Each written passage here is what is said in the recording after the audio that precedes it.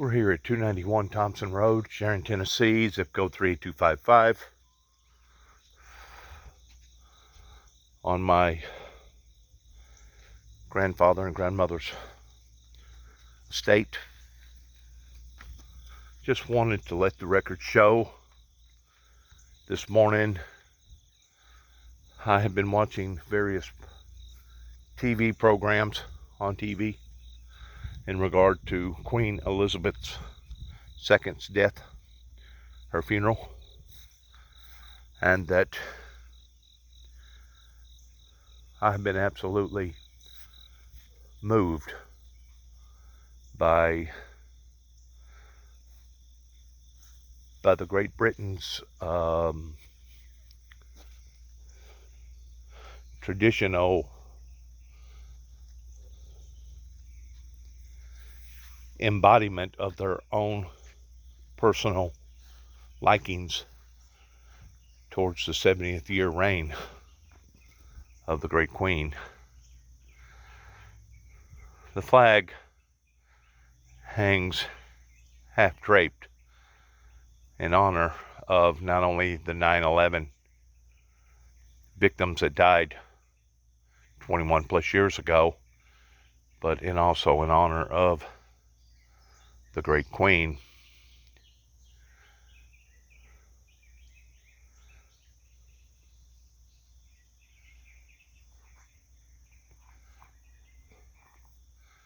Going to go back in my trailer here and record some of the procedures that has in fact been going on in honor of the Queen's death. And this particular one that I have chosen today has been really unusual for me to take it out of the beaten path. And listening to this Newsmax broadcast, world broadcast, pertaining to the royal family and the Queen's coffin. Like I said, I followed fairly all of it this morning. Some of it I missed. But this particular newscast I found to be more enlightening of the words that they was using and the subject matter in which they was using it, pertaining to describing the Great Queen and her reign and British and etc. Because to see something like this in a lifetime is very, very, very highly unlikely or unusual. In other words, the odds of you seeing something this humongous and this great, because they said a while ago that they know that it was being publicized over 3.1 billion people on the planet right now. Basically half the population of the earth is watching this and has their eyes up onto this. And of course our president, Mr. Biden, him and his wife flew over there yesterday and offering their condolences pertaining to this hardship that has fallen upon to the family and upon to the friends and upon to the citizens there of the United Kingdom. We want to record some of this, and we just find it to be so touching in how that they have elegantly laid her out from the first day on throughout this being now the last. After today, the flag in America will be raised back up again, or it will be here at 291 Thompson Road, Sharon, Tennessee, zip code 38255, as far as we are concerned, towards giving our full condolences of this.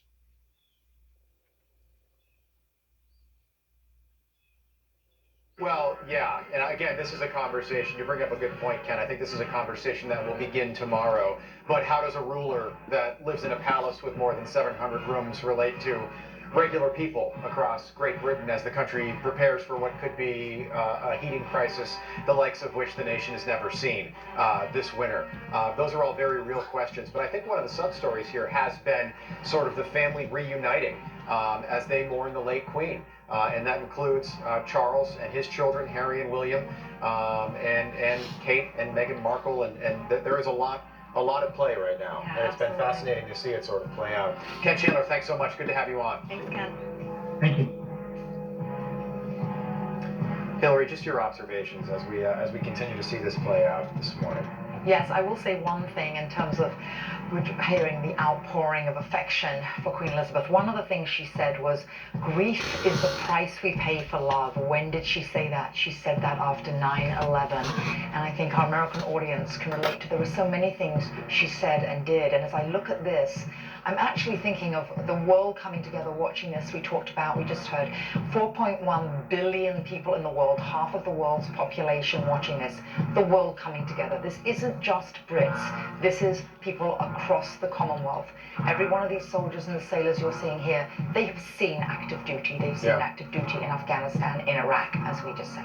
8 o'clock in New York City. If you're just joining us, good morning. We are continuing to cover the funeral of Queen Elizabeth II taking place live in London. As Hillary Fordwich just indicated, 4.1 million sets of eyes across this great planet. Did I say million? Billion are watching this right now. I want to welcome in former German 4.1 billion. Director of National Intelligence. I was incorrect about my. Great to have you with us.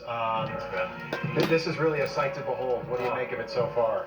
I mean, truly unbelievable when you look at the outpouring, is what they're saying. It's really worldwide. I mean, I come from Los Angeles, and I can tell you that people in Los Angeles are gripped watching this.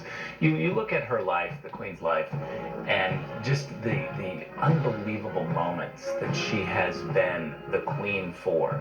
I can't help but think about 9/11. It completely changed America, completely changed my life, and the reality is that we have seen her become America's great partner. Really rose to that occasion in a moment when Americans and the British have always been such great friends, but I think that she really exemplified that and shared that outpouring with America at the time that we needed. Yeah, you look at this, the global outpouring of respect, and you look at the dignitaries who are there, and just, all of these countries who are watching and who are there. She just did something, whether it was that she united or she was respectful, resilient. Steady hand. That's a great point. And what she did at 9/11, after 9/11, Rick's absolutely right about the world coming together. After 9/11, she had the Star-Spangled Banner played outside of Buckingham Palace. Chilling. No other monarch in history had done that. And she had it played every single September 11th afterwards. You know, I served at the UN during the 9/11 attacks, and to see the British, and really the whole UN Security Council, but to see the British really become partners with America and the Queen's government to immediately respond in this way. It was chilling to see the national anthem played at Buckingham Palace after 9/11, and I think every American immediately saw that this was one of those moments where the Americans and the British were coming together in a way that was just really remarkable, and I don't know if we've ever seen it and ever will see it again. Yeah, she said after 9/11, grief is the price we pay for love, and I've heard that quote many times over the last 10 days. But you think about this is not only the leader of a nation, and the Queen, the monarch, but a mother, a grandmother, a great-grandmother with such an immense love for her country and such an immense pride, and she served right up until the last moment. It astounds me when I think back. There's a great photo. She's in the back of it looks like just an American-made Buick with Harry Truman. Mm-hmm. That was the first president when she became queen. Harry Truman was still in office, and Stalin was still leading Russia. If you think about that. Absolutely right. May I make mention, sorry, for 9/11 though, when they had the memorial service in London, an American friend was there and very close and said that the Queen actually mouthed every single word of the Star Spangled Banner and commented, not every single American, maybe every single word, so she knew it. Might I also make mention when you talk about her character though, in terms of driving, the former King Abdul was up at Balmoral, and of course the Queen learned to drive in the Second World War. She was a driver of a truck lorry, and she was there up at Balmoral, and he was offered to see the grounds of Balmoral. Would he like to see them? And he said yes. The Land Rovers were brought around in front. Of course, at that juncture, no women were allowed to drive in Saudi Arabia. So she made her point by getting in the front of the Land Rover. He was sitting in the front with his interpreter behind, and she kept careening at high speed. A lead foot, Rob, yes, all careening through the lanes up there at Balmoral with him actually via his interpreter saying, ma'am, ma'am, you could slow down, you could slow down. She kept a conversation going. She showed him.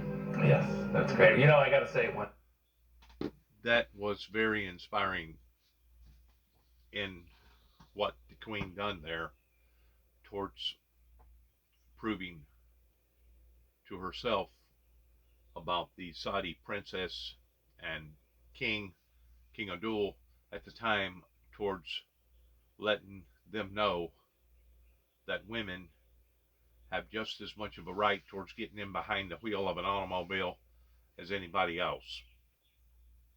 These are part of the characteristics of the great Queen that to this day I still admire, because she was basically a maverick, a pioneer, as the world was changing from 1900, the 20th century. She had to change along with it because of all the modernizations of today, that she knowed that that particular entity was going to be scrutinized. Apparently, people like the Russian government pertaining to poisonous Putin don't realize how endeavoring and how significant that it is today in being able to see various things unfold while other people basically watches and scrutinized. I think America learned its lesson, more so in the Vietnam War, by being the first war that was ever publicized live on TV, while people here in America was watching the gross, grotesque brutality of war that actually turned America against that particular war that occurred during that time, the Vietnam War. And of course, whenever, I think it was Desert Storm, maybe Desert Shield, as I said before, I'm going to have to do some more research to figure out which one come first. In 1991, whenever all that unfolded, one of the biggest criticisms coming from the American government uh, pertaining to our politicians was the fact that there was so much media coverage at that time that they was actually discussing the things that was being discussed pertaining to war strategies, which was not only uncommon but dangerous in the aspect towards letting our enemies know what we was going to do before we ever done it. So the modernization of TV and satellite and internet and all the above has suddenly come into the forefront that Queen Elizabeth understood, recognized, and that whole entity basically had to take a back seat to the way that the other kings and other queens had ruled previous to that, 300 or 400 years previous to that, and they basically had to tone it down. They had to tone it down, and they had to be acceptable in the eyes of the people, their people. And after 70 years, I think the great outpouring of over 2 million people that come to the wake pertaining to seeing her coffin laying at state, and the 4 point something billion people right now that are presently watching this live on TV speaks volumes about her successes in that in which what they achieved during that 70 years towards making those transitions that even to this day various leaders all over the world still does not recognize. And it's not just poisonous Putin that obviously didn't recognize that, but there's other groups of people, including the Saudi Arabians today, that don't realize that they are under scrutiny because of, and including China and including other countries, they are under scrutiny pertaining to seeing the likings of that in which what they practice on their own people that is actually contrary because of the human suffering in regards towards open, fair, free, open elections pertaining to democracy. So much has changed. So much has changed in 120 years. So much has changed. And of course,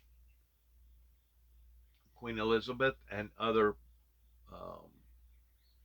leaders of the parliament understood that and recognized that and was willing to,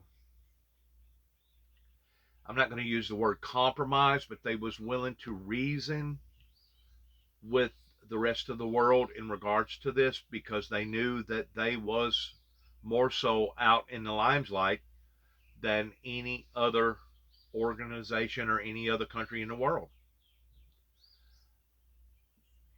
I personally believe that they have become too liberal in the form of not mandating or governing their people according to the will of that particular establishment, because it was basically after World War II, of all the movements that come out of the late 40s, early 50s pertaining to the rock and roll and the Beatles and the Who and all those other rock and roll groups that basically had strong influences not only on the Western world but the world in general.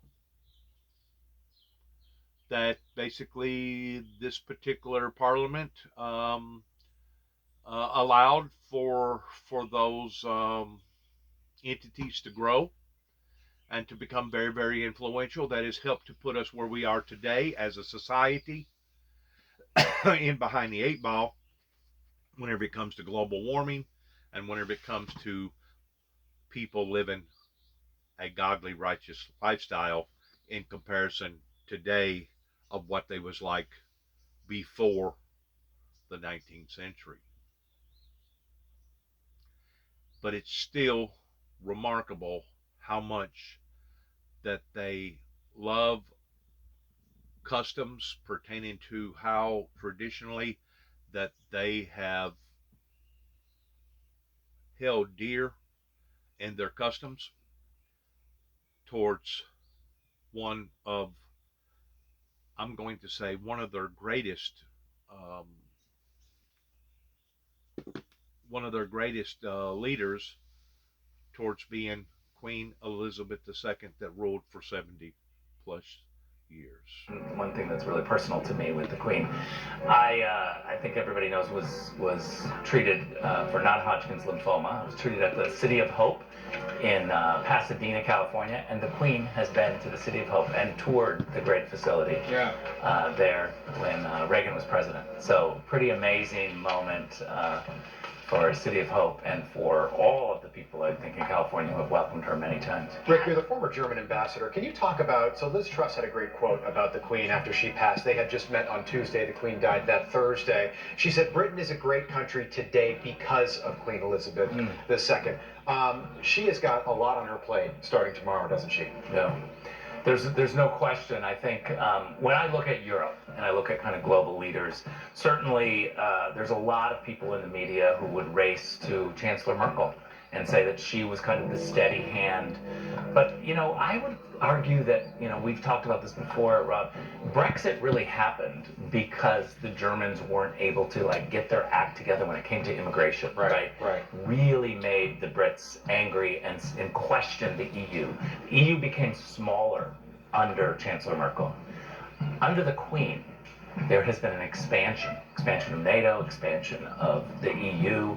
There really has been an amazing unity for Europe, and without a lot of the political drama. I mean, you look back and there have been so few moments where she has overstepped or made something worse. She's usually stepped in with a authority and a calm nature. All the things that the American media say about Merkel, I think are actually true about the Queen, and she has demonstrated that she has been there longer without the missteps. A lot to learn from the Queen, for sure. Rick, do you No, I have a was just going to say, question? Rick Grinnell, we'll see you in just a little bit. Yes. Great to have you on. Thank Thank you, Rick. Looking at it from the monarchy standpoint pertaining to the people, I agree with everything that individual just said.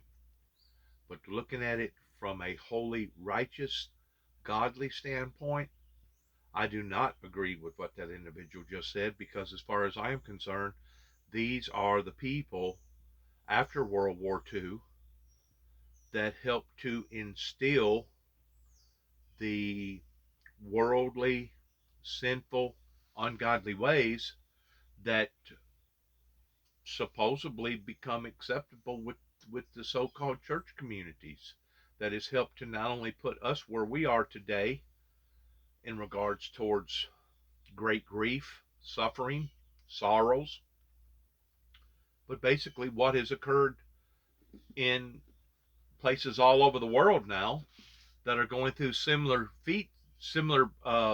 catastrophes because of the great sorrows that has befallen upon to humanity. I mean, just as of about less than a month ago, I mean, it was Pakistan that got flooded, that killed somewhere between 13 and 1500 people that they know of, that absolutely devastated that whole country over there, pertaining to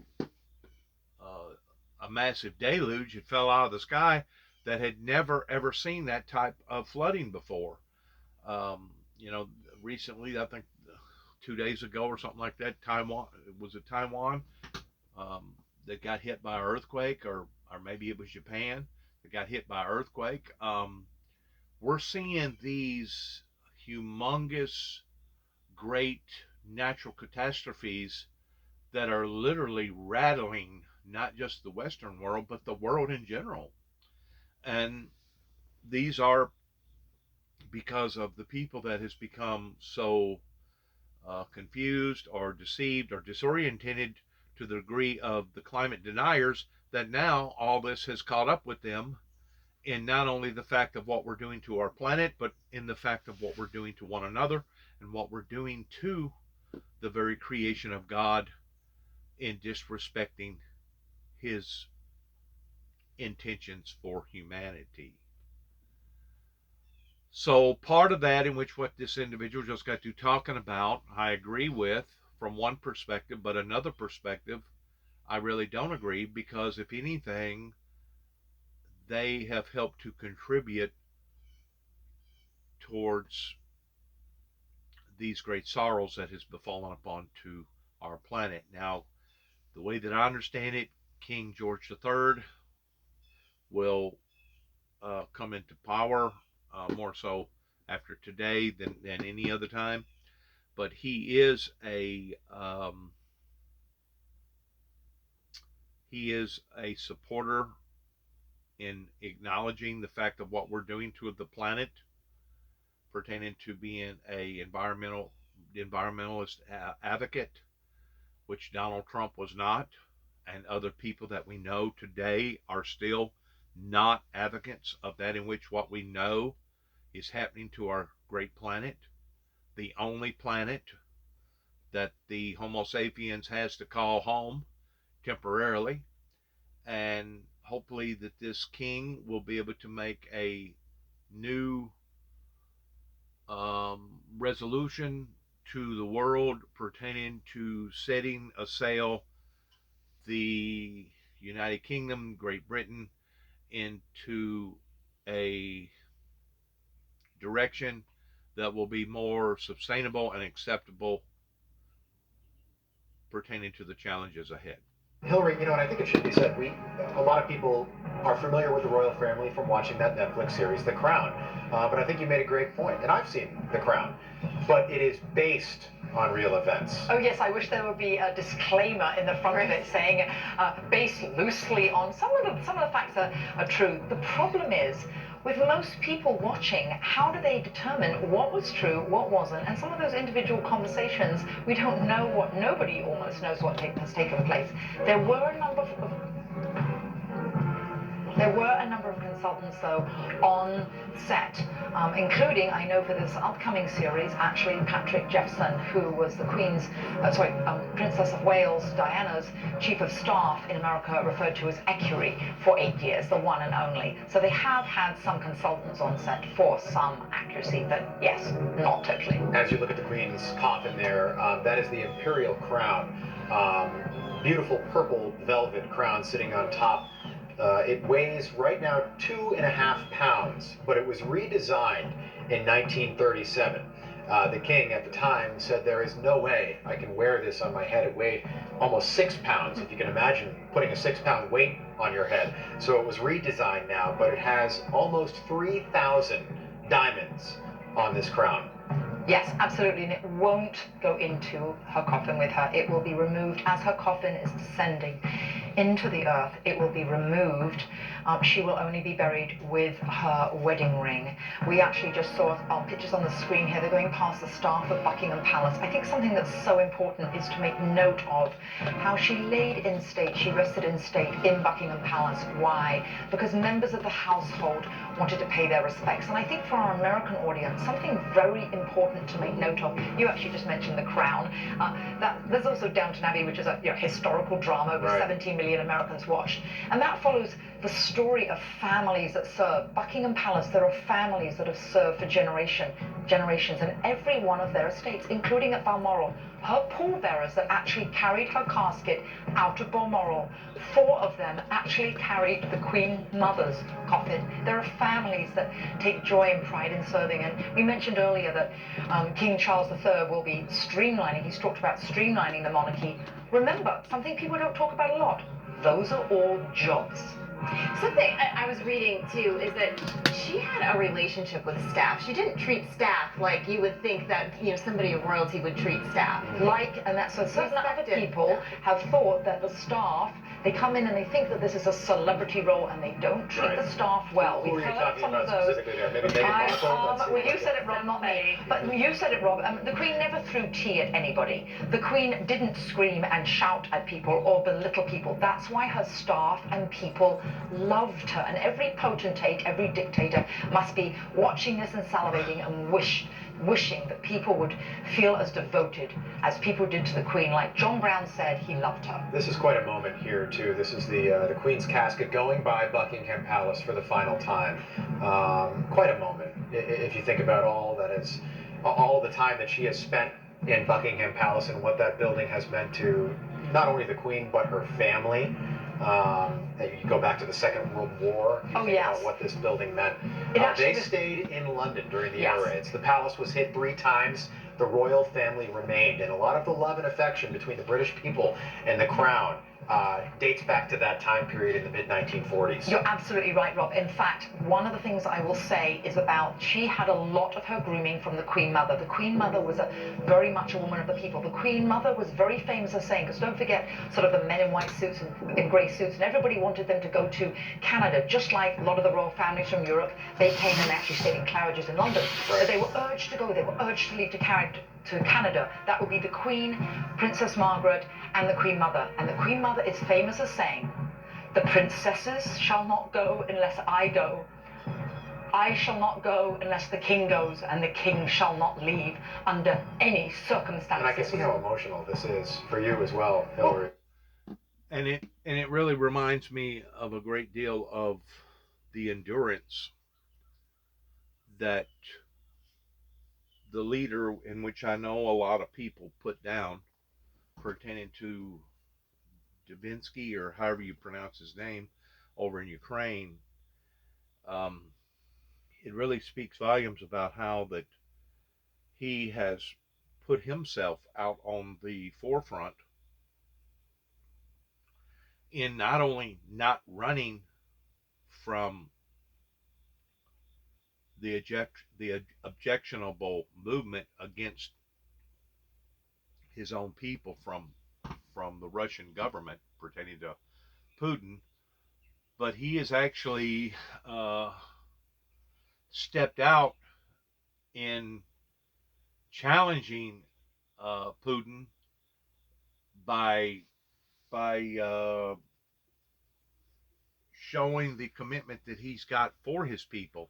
It reminds me of that in which what has recently went on with the Ukrainians, because I still believe to this day that if America was to ever get in such a peril to the point that it was total bloodshed here up into our great nation, that a great deal of our leaders today would abandon us, and they would get on their private airplanes and they would go elsewhere, while looking down upon to the situation that they were supposed to be in control of, or that they actually caused, similar towards what Donald J. Trump done, that they would actually look down upon to the people while the bloodshed was basically being exacerbated because of that particular scenario that went on. And to me, that's not leadership. To me, it's not leadership in people that wants to abandon their position or abandon their people. And that's what they're talking about here. They're talking about how that during World War II, they did not abandon their responsibilities. Just like over in Ukraine, the leader over there, even though he may have originally been some sort of a comedian that worked on stage, apparently the people love him. They're very grateful for him, to the point that they adore that in which what he has played a big part of in the past 6+ months since that country has been attacked. And to be quite honest with you, I kind of, well, I don't, it's not that I just kind of, I do admire anybody with that type of stamina that's willing to stand up and say, you know what, if you kill us, you're going to kill me too. If you take us out, you're going to take me out too. And to me, that speaks volumes about good, strong, stern leadership. Yeah, that story, a famous story. Very famous. And then she actually, when you mentioned, Rob, you were totally right about Buckingham Palace received an actual direct hit from the Luftwaffe during the Blitz. And then the Queen Mother, who would go out during the mornings to the East End of London, which was the area where all the dockyards were, the industrial area, that's why the Luftwaffe focused on it. And she said, I can now look the people of the East End in the eye, because her own home had been bombed. Actually, though, the Queen, now when we're seeing the Queen going back to Windsor Castle, the Queen did spend her youth in Windsor Castle, because they were taken out of London. It's approximately 20 miles west of London. And actually, those that have actually gone into Heathrow Airport, you can fly over and see Windsor Castle. It is impressive. There's so much history there that goes even way beyond just World War II. But if you read the history pertaining to various uprisings and movements that was in that area, it's just amazing how that basically over 400 years of this monarchy, that they're still together, and they're still held tight in enduring that in which what was designed or dreamed of or envisioned 400 or 500 years ago. It's just absolutely remarkable that they have stood the test of time. And this is why. This is exactly why. I realize that the American people didn't want to be ruled by a king, and they rebelled against the King George III, pertaining to the monarchy that was trying to dominate and be in control of various affairs over here in America. But, since America had basically turned its back on that particular procedure, Great Britain once more has proven itself not to be an opposing force, but to be an ally, even during 9/11, as they was talking about, of various things that they partake in that they didn't have to partake in, which once more speaks volumes about how that these people take deep fortitude and thought in that in which what they find to be essential. It's essential that democracy sticks together. It's essential that if you attack one, you attack all. It's essential that you stand beside your brother or your sister in the Lord, even though they may have said something or done something, or maybe it was something that you didn't agree with, even as Jesus Christ chastised his own disciples whenever they come upon an individual, and because his disciples didn't know who this guy was, or maybe this guy had a bad reputation of some sort of explanation. It really don't say in the Bible what the adversity was about, but all of a sudden the disciples wanted to start praying fire down upon this guy's head and basically destroy him. And Jesus looked at him and said, "You knoweth not what spirit you're from. For he that is with me cannot be against me." Indicating to leave the guy alone, because he was praying and preaching in the name of the Lord Jesus Christ. Just because he wasn't a part of that party didn't give the disciples at that time that had not yet been fully committed into apostleship, it did not give them the right to want to bring destruction or remorse into somebody's life because either they didn't understand them or they didn't know them. And the point that I'm trying to go with that is the fact that my own people here in America, because they didn't either know me or they didn't understand me or they didn't agree with me, fought against me. Fought against me right here in Northwest Tennessee. And what they don't realize is by you not supporting me means that you are against me. In my eyes, by you not supporting the Windmill Ministries missions means that you are opposed to the Windmill Ministries missions. And the Windmill Ministries missions has always supported love, forgiveness, grace, and yes, a utopia and a peace for not just the American people, but the world. And to be treated the way that I have been treated in the past 30 plus years, in which this may not be the appropriate time to bring this up, but it goes beyond somebody that has cruelly been surged by their own people to the point of basically being I guess you would go as far as to say as somebody that was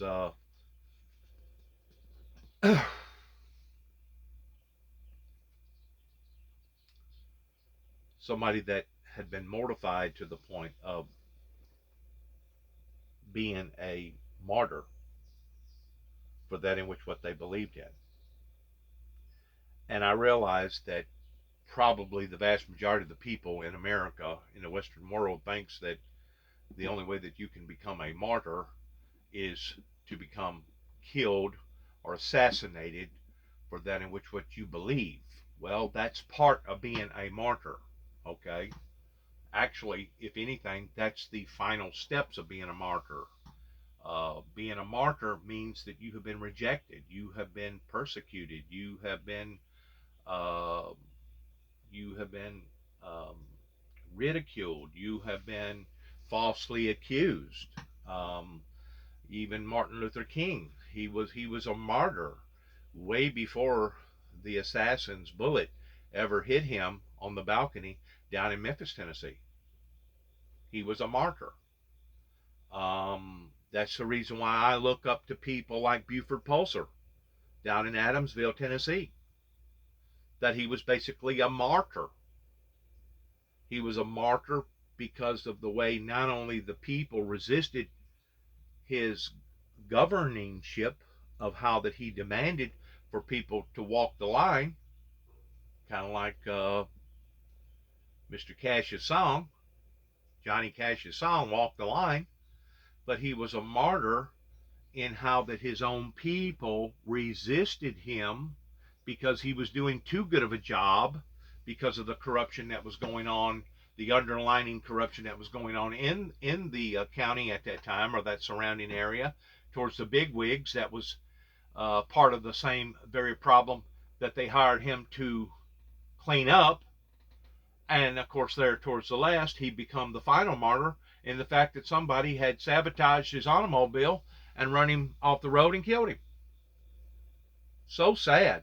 So sad how the mental mentality here in America has been twisted and turned around in comparison to other great martyrs that have stood up, just like the leader of the Ukrainian people, or the leader over here during World War II, that did not abandon their post. They did not take their tail and stick it between their legs and run, like I believe that a great deal of people would do here in America if things just absolutely turned upside down. A matter of fact, I've heard some people say that it's a possibility that if this great nation over here was to ever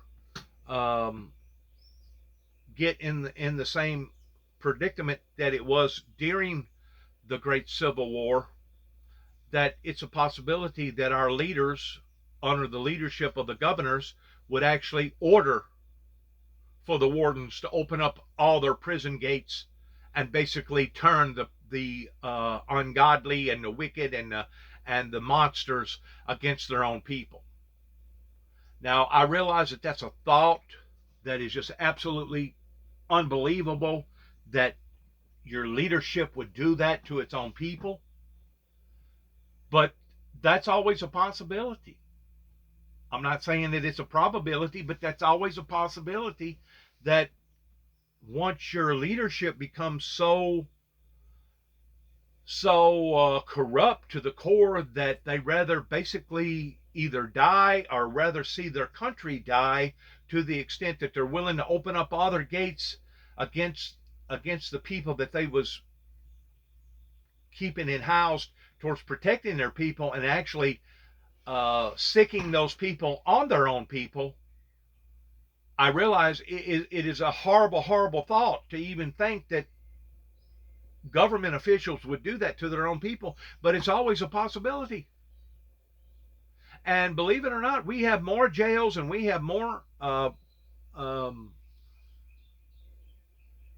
prison systems in America than the world has in any other country. And to think that if our officials would actually do something like that, to me, would justify going back to the original sovereignty of this country under the Patriot Act, that would instill the same type of actions upon these people, the same as our ancestors would have done either during or before the Civil War, and basically putting these people on the walls and having them assassinated, if that was to ever occur.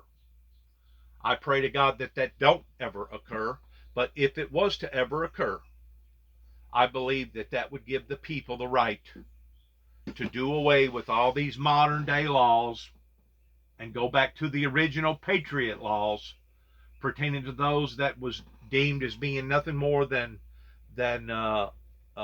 traitors to their own people, to the degree of putting them against the walls, or having them eliminated from society. Because that poison, if that movement of rejection against its own sovereign people was that strong, then basically you would have to do what China done, to the degree of genociding not only the criminals but the people that basically allowed for the criminals to do what the criminals done. And I know that sounds cruel, and I know that sounds cold, and I know that sounds barbaric, but sometimes barbaric means is the only way that you can straighten something out. And that's the reason why that I feel like that God allowed for various cities, as well as countries, as well as the old planet pertaining to the Great Flood, that was basically the only way to have reconciled the differences between eliminating the bad from the good, was just to eliminate all of it. And I know that sounds like the very same thing that poisonous Putin is engaged in to the Ukrainian people pertaining to genocide. But to think that their own countrymen would turn against them that way would actually put that whole scenario in that same situation.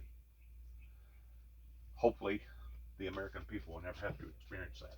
Sight, absolutely. But you're right. And Hitler was very clear about that. The king during the Second World War was a powerful symbol, and that's why they targeted Buckingham Palace during those long nights during those air raids. Yes, they in the did. Second World War. Actually, Winston Churchill would go up on the roof because he wanted to go and see, and he actually had such a strength of character. He went up, was urged, they tried to pull him down, he would go up on the roof. No doubt, with a brandy. For perspective, I want to welcome in the chairman of the U.S. edition of the Spectator magazine, Andrew Neil, with us in studio. Andrew, great to have you in. Just want to get your perspective on what we've seen so far this morning. Well, I think what you're seeing, in a sense, and it's surprising to say this in 2022, is you're seeing a tribute to constitutional monarchy. I mean, who would have thought that constitutional monarchy was any kind of way to run a country in the 21st century? And yet it turns out it's not such a bad way after all. You have a head of state above politics, not involved in party politics, a head of state who is seen to be stable and provide continuity. The politicians get on with it underneath them. And indeed, if you look around the world, you look at Sweden, Holland, Denmark, Norway, these are all constitutional monarchies. Like Britain, they're all pretty stable. I mean, we've just changed our Prime Minister and our monarch in short order in the past couple of months. Nobody's rioted, nobody stormed the Palace of Westminster, there've been no demonstrations. We just changed government like all democracies, and we've got on with it. So someone who's a kind of small R Republican in many ways, it's quite amazing how effective constitutional monarchy is in the 21st century. Yeah, Andrew, I wonder what happens, a conversation that is not for today, and according to the most recent YouGov poll, and the number has remained like this for a long time in Great Britain, about a fifth of the population doesn't think there should be a monarchy. I'm curious if that number goes down after the past 12 days. But what happens now to the monarchists and the Republicans, people that say maybe there shouldn't be a monarchy anymore? There's always been a number of people in the United Kingdom who felt that a monarchy was the wrong way. I've sometimes felt like that myself, because it's illogical. I mean, you wouldn't invent it today. But when you've been around for 1,200 years, some illogical things do seem to work. Now, as long as the Queen was alive, the Republicans had nowhere to go, because it meant attacking the Queen. And that was just not done. They knew there was no mileage in that at all. Now the Queen has gone, and King Charles is on the throne. They may see that their day may come a little bit, but I suspect the Queen will have a halo effect on the monarchy for quite some time to come. And of course, it's up to King Charles. He needs to learn the lessons of the Queen. Right. We would call it the honeymoon phase. Yeah, exactly. Presidents get that when they're first elected. There's typically, not for long. We certainly saw that with the Trump administration. But presidents generally have a little honeymoon stage. This this funeral, the likes of which we have never seen. 4.1 billion people watching around the globe right now as this plays out live. This is also wonderful PR for the new king, King Charles III. Can you talk about that? Well, it's good PR for King Charles. He needs it. He's got a lot to learn. I mean, one of the differences is that we never knew what the Queen thought about anything. You know, for 70 years, she just kept stum. We know a lot of what Charles thinks. We know what he thinks about architecture, about English grammar, about global warming, all sorts of things. He's going to have to learn to button his lip.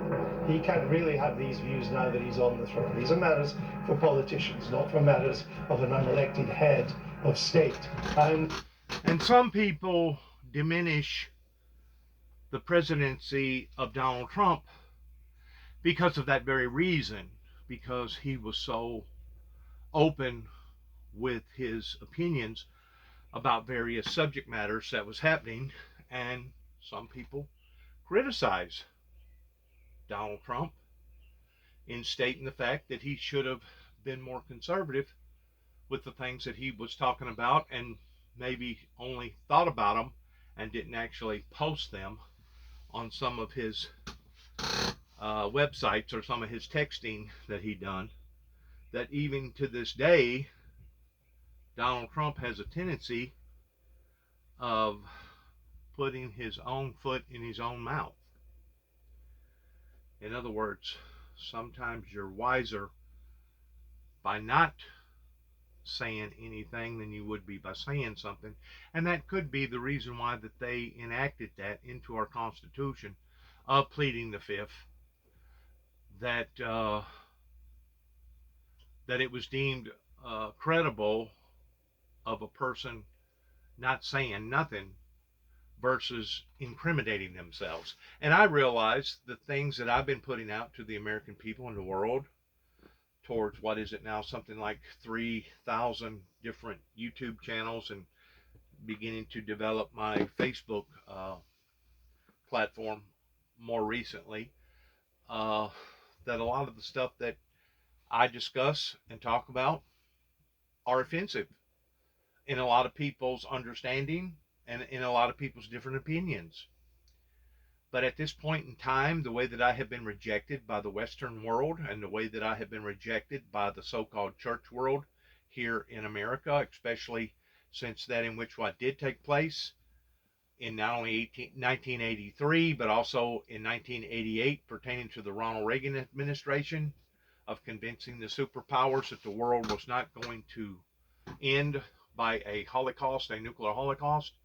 I feel like what else do I have to lose other than revealing myself to the world and expressing the way that I think, why I think what I think, and the reason for me thinking it. And believe it or not, I have come to the conclusion, if it is a good monarchy, not a bad, but a good one, in which that can be debatable too, based upon righteousness and godliness versus unrighteousness and ungodliness, under the pretense of a monarchy, that is probably not such of a bad thing to think about, pertaining to having a governing system placed into their government. And of course, a lot of people say, well, that's the whole reason for your prime ministers or those that hold different positions in Christianity contexts of those affairs, is so that they can keep the government in check.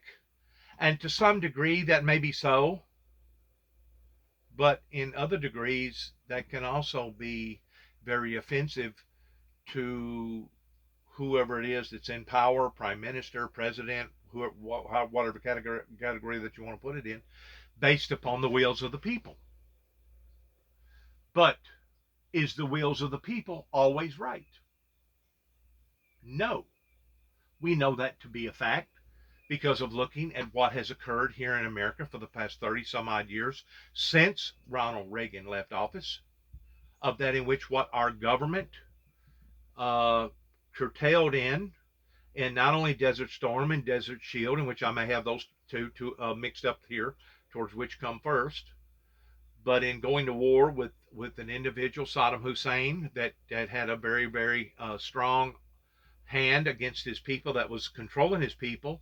And then, of course, we see what happened in 9/11, and then what has happened with the Afghanistan war, 20 years of basically committing to a group of people that, after committing to that group of people for 20 years and hoping that we would have them reformed, 11 plus days later, we walk away, and the very works that this government had pursued in basically become very slanderous, to the point that it backfired on the American people. See, so it does make a difference on separating the two between the American people versus the American people's government, but at the same time, based upon one or the other, either the American people can persuade the American government in the wrong way, or vice versa, the American government can persuade the American people in the wrong way, because consequently both pay the consequences.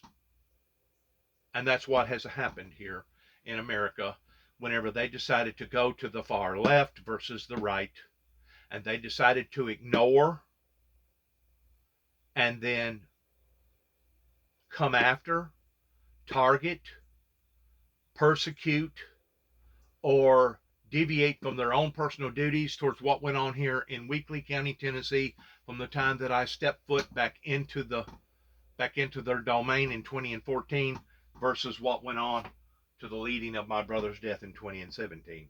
In a 3-year period, calling upon the authorities again and again and again and again, standing in front of the judge or judges, hiring attorneys, we was still looked down upon by not only the government officials here in the state of Tennessee, but we was looked down upon by the people. And that still stands true to this day, because if it didn't, I feel like that I would have had somebody or some group or some organization or some church that would have done already stood up and said, you know what? We believe in the things that this individual has committed over half his life towards, pertaining to the founder of the Windmill Ministries, and we're going to stand with him. And we're not going to ridicule him. We're not going to backbite him. We're not going to degrade him. We're not going to disrespect him this way. And we're going to stand with him, because we know that he stands for the things that are supposed to be loyal and the things that are supposed to be right. Regardless whether you like me, regardless whether you love me, regardless whether you oppose me, the fact of the matter is I can deliberately prove by substantial evidence, boxes after boxes after boxes, either in paper form, cassette form, VHS form, DVD form, and now digital form, that in which what I have stood for, I have always stood for, which was the Lord Jesus Christ and the Lord Jesus Christ teachings.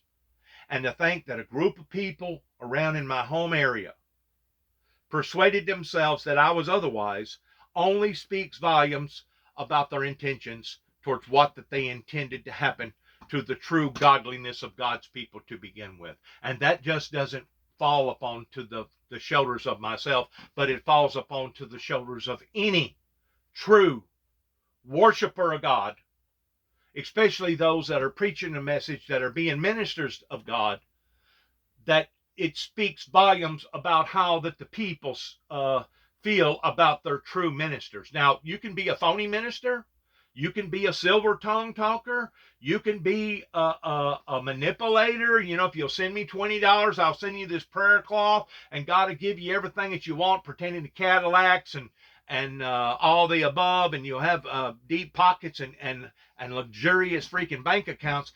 You can be a manipulator. You can be somebody that's no good. And we have seen again and again and again how that the people have supported people like that, regardless whether it was Jim Baker or Jim Jones or David Koresh are other entities that's come over here in America that the people have fallen for.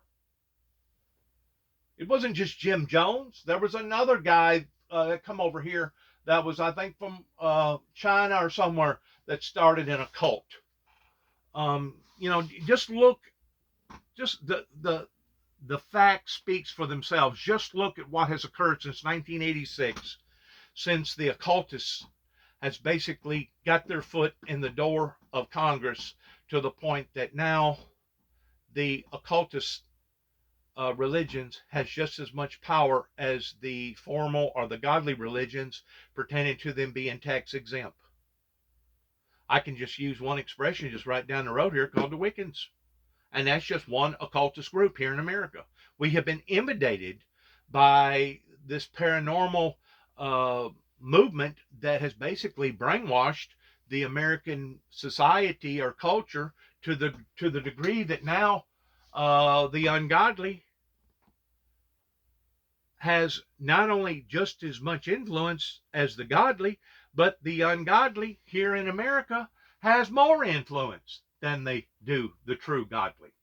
And whenever a society does that and they turn their back on the holy, righteous God, then you can expect anything either coming out of the sky, or coming in the form of diseases, or coming in the form of wars, or coming in the form of divorces, or coming in the form of gang wars, or coming in the form of suicides, or coming in the form of gun violence, or coming in the form of your county, state, and federal jails being full, coming in the form of being $30+ trillion in debt, coming in the form of all these other different forms, because now you have bitten the hand that was trying to feed you, and now the hand is no longer feeding you.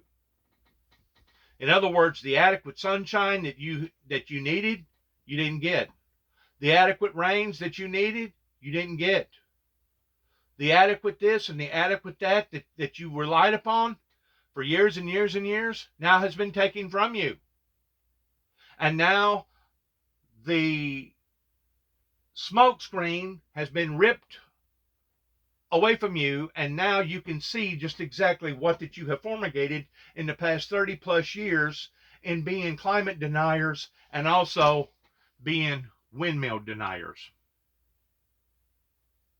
Windmill deniers has basically fumigated itself right here in Northwest Tennessee, beginning in Kenton, Tennessee, going all the way back to 1983, of the people that did not like Juby, the individual that's talking to you right now, because they did not like Juby's message.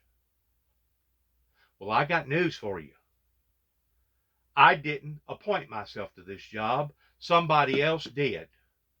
And because somebody else did, I'm going to give an account to him a whole lot more so than I'm going to give an account to Judge Pence or Judge Moore or any other known law enforcement agency or entity here, either in Northwest Tennessee or in the state of Tennessee or in the United States. And I'd rather give an account to my Heavenly Father any day, even at the expense of you continually finishing either me off, or you continually turning your back on the Windmill Ministries the way that you have for the past 30+ years. I'd rather be in full check, in full account with my Heavenly Father any day than I would to suffer the consequences of not following after him and not doing that in which what he has called me to do, than to compromise and go over to the ways of the people.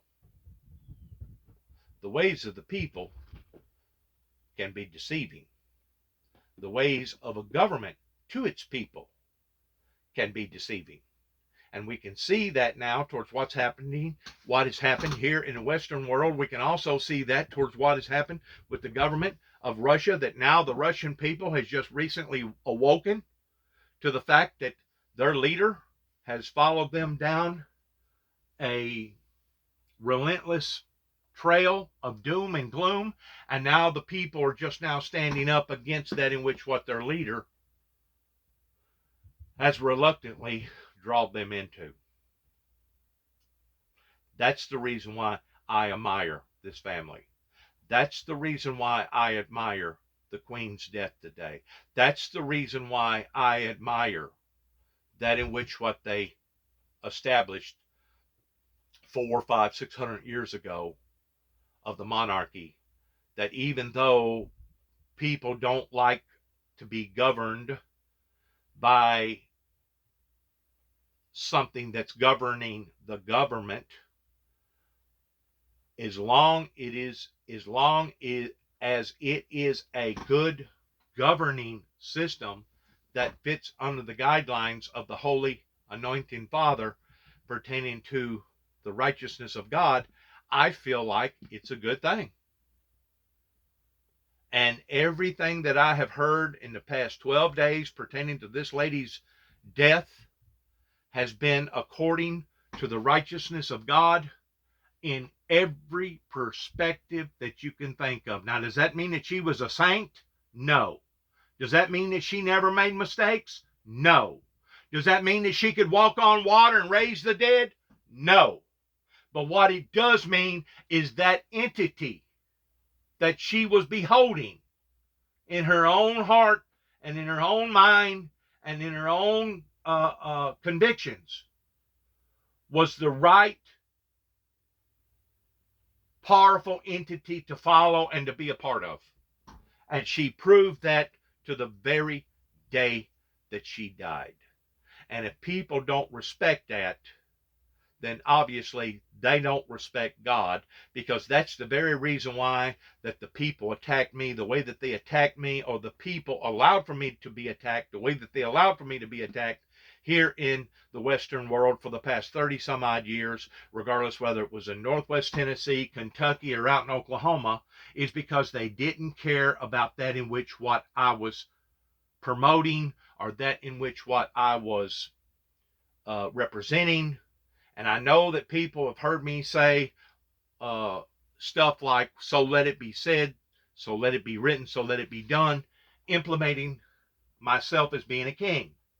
I am not a king. I am not a king. But I am following the king. And because I am following a king, the King of Kings and the Lord of Lords pertaining to the Lord Jesus Christ, I believe that I have the authority to speak that way in some certain situations pertaining to let it be said, let it be written, so let it be done. In other words, I ain't speaking on my own behalf, but I'm speaking on the behalf of he in which whom I'm serving, which is the King of Kings, the Lord of Lords. Just like this great lady here pertaining to Queen Elizabeth, she wasn't speaking on her behalf. She was speaking on the behalf of her convictions, of that in which what she know to be right. I do believe that that particular generation through Queen Elizabeth become too lax. I do believe that she become too liberal.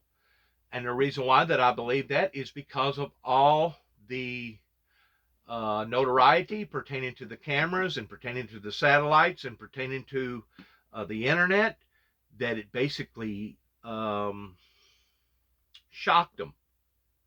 It shocked them after World War II, after realizing that not only their own people was watching them, but basically the world was watching them. I mean, if you put it in the right perspective, right now there's over half of the population on the planet that is watching this live today. It's being publicized on every TV satellite network throughout the world, including places that you never would have thought that would have been seen or heard. They may not be following it no more than looking at their phone device and looking at it, but it's still being projected out there on all these different networks, to the point that they estimate over half of the world's population is visually watching this right now. Can you say that? Can anybody else say that? Can Donald Trump say that? Can our previous presidents say that? Those that gained so much notoriety, including Ronald Reagan? No, no one can say that. No one can make those bold gestures to say that half of the world's population is in tune with the things that they are saying and what is going on in that particular individual's life. We'll see if he can learn. Now, so far, I have to say he's got off to a very strong start. He has. His first address to the nation was brilliantly phrased, beautifully done. You know, he's had a long time to learn to do it. I would guess that actually for the foreseeable future, it's safe in his hands, and he's basically an interregnum. He is the fills the gap between the Queen and then Kate and William, who come after him. Let me ask you about that, because that's fascinating to me. Tremendous longevity in the House of Windsor.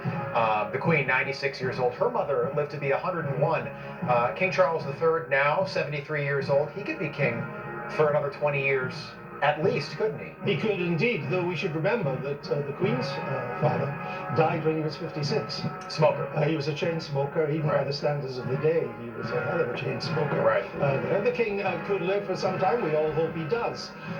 But if at some stage, say in the next 10, 15, 20 years, it passes to the Prince and Princess of Wales, to William and Kate, you'd have to say they're a pretty safe pair of hands. You know, they are very much of the 21st century in a way that Charles isn't. And if the monarchy makes it through to them, then it's safe for the rest of the 21st century. And you would not have heard me saying that 10, 15 years ago. There's been a remarkable transition. And the Queen has left an amazing legacy, which has brought the Union together. The Union of the United Kingdom, dying in Scotland, had a major part in bringing the Union together. She has brought the Commonwealth together. They're all there in London. All these leaders, no one is queuing up to leave the Commonwealth. Indeed, the countries that weren't even British colonies are joining the Commonwealth. Maybe America might think about doing that, since you were a colony. And I think she's given the British a sense of what they are too. It is probably the most memorable legacy of any monarch in modern times. Okay, if you are just joining us right now, the Queen's coffin making its way from Buckingham Palace and heading toward Wellington Arch in downtown London. It will then be loaded into a hearse. From there, the royal family will depart to the famous Windsor Castle, which is just about 20 miles west of Buckingham Palace. And then around 10:06 a.m. our time here in New York, the state hearse will arrive at Windsor, and it will join a procession there while it heads to St. George's Chapel, where a much more intimate ceremony will take place for the Queen there. Her family will be there, and the new king will be there as well. Andrew, I just want to ask you about sort of one of the subplots we've seen play out over the last 10 days. The entire royal family has been reunited. We've seen Prince Andrew.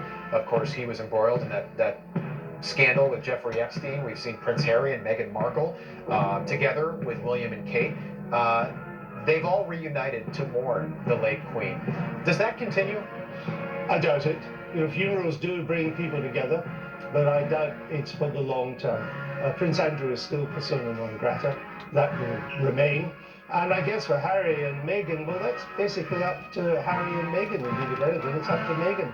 I mean, any more Oprah Winfrey interviews? We've got Harry's book coming out, which could be a disaster as well.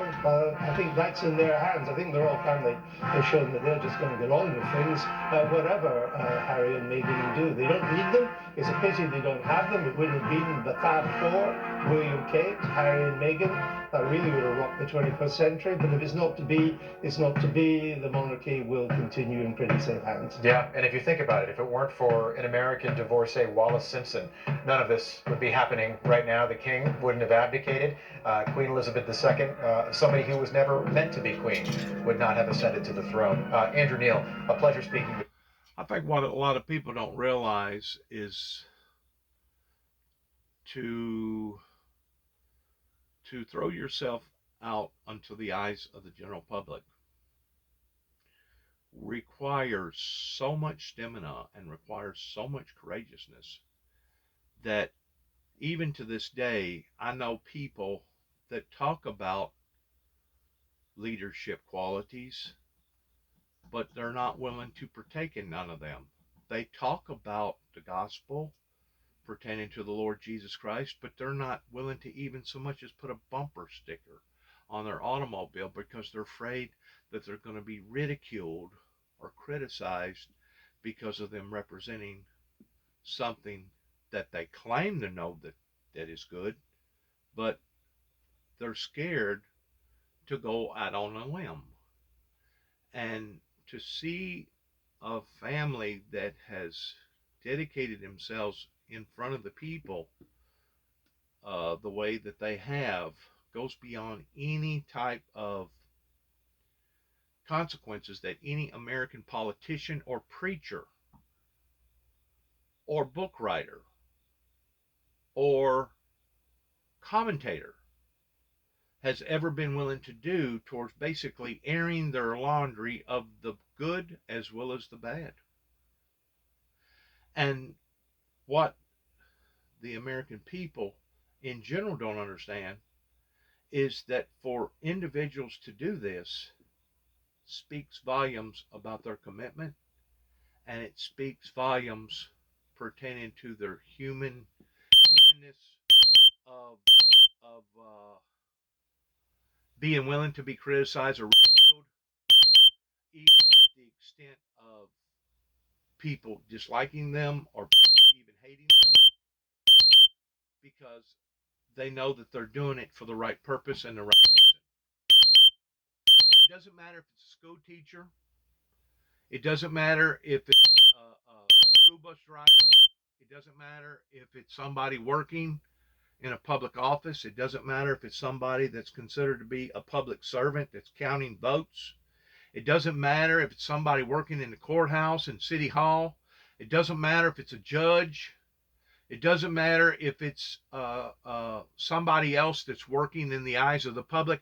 And it used to be that way here in America pertaining to our doctors and nurses, that we did not hold that type of material or that type of concept about individuals private, but only within the past few years, because of the attorneys and because of the HIPAA law, that now basically doctors has to work in secrecy pertaining to their clients, because they cannot expose nothing about their clients out into the eyes of the general public, because if they do, they're subject of being sued or ridiculed openly to the point of not being able to practice here in America any longer. So what has contaminated our way of life other than it being Lucifer, the Luciferian Lucifer? I point my finger again at the attorneys, our judicial system, our political system. I point my finger at the preachers, the way that they have become so corporate. And I also point my finger at the psychiatrist, psychiatrist communities, because they want to punish people that's got great gifts in trying to help people, and then they want to be moderate or compromise on people that should be punished to the severity of the severest of the law pertaining to corporate punishment. They want to say, well, you can't do that to this person because it's unethical, or it's immoral, or it's not right because this person wasn't in their right mind whenever they committed this particular act. Who has done this to us? The psychiatric community and the attorneys and the political system, as well as the so-called corporate churches here in America, has done this to us. They have set us back in the realization towards how that our ancestors used to function. Though it may have been abrupt, though it may have went over the top pertaining to how that they done what they done, at least they kept stuff in check. Can we say that today in America in the 21st century? Can we say that we have kept our governed laws towards our affairs, and how that we punish the people that deserve to be punished, and support the people that deserve to be supported? Can we say that here in America? No. You know what we can say? I'm going to tell you what we can say. We can say that we showed our asses on January the 6th, going on 2 years ago now, and we can say without a shadow of a doubt that now, since The genie's been let out of the bottle. When, not if, but when is it going to happen again? When is that type of occurrence going to happen again? And how severe is it going to be the next time that it happens? And who is it going to be the next time that's gun-hoing the people, kind of like a Jerry Springer ordeal, doing the hurrah to the crowd of people, even though he knows that his hurrahs are bad, immoral, and unjust? Who's going to be the next Jerry Springer? Who's going to be the next Donald Trump? That's what we have to start asking ourselves today in America. And it's really, it goes beyond being pissy poor. It goes beyond towards an abomination. It's a slap in the Heavenly Father's face is what it is. Over at that wonderful building down the street here in D.C. But when you take it's a spit in the face of the lady that stands in New York City. That's what it is. But also of the world at times on her shoulders. She led with grace and with dignity, with strength, with courage. All of the things you want a leader to be. The selfless service and sacrifice that she had to do on behalf of her people, I think, is something to be commended. I think she'll be remembered for it. It struck me when I was over there. The Statue of Liberty was brought over here for a reason. The Statue of Liberty was erected and put up for a reason. And to spit in her face is absolutely disgraceful. And I remember when we left, talking amongst our White House staff, saying, this country, what is it going to do when this queen leaves? I mean, she's been the queen for decades and decades and decades. And you see a kind of a fitting tribute, if you will, for someone whose lifetime was about service for God and for her country. Hogan, it's interesting, the Queen meeting 14 U.S. presidents. She didn't meet LBJ because she was against the war in Vietnam. Her first president, Harry Truman. Her last, of course, Joe Biden. She met Donald Trump twice, and I always get a kick out of I think she personally was fond of Ronald Reagan, seeing those interactions. I think she had a soft spot for Donald Trump as well. You were there. Tell us about that.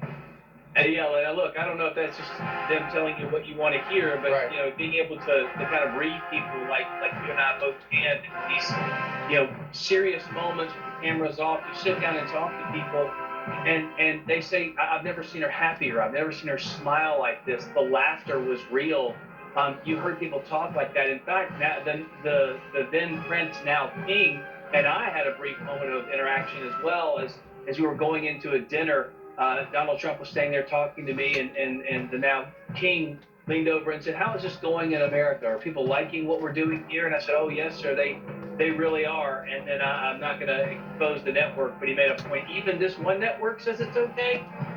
Kind of poking fun at some of the mainstream media here in the United States. Obviously, in England, they have to deal with those media types as well. But just the overall love for the Queen was something that still strikes me. And the interactions. And I think that she actually seen the same thing in Donald Trump pertaining to his original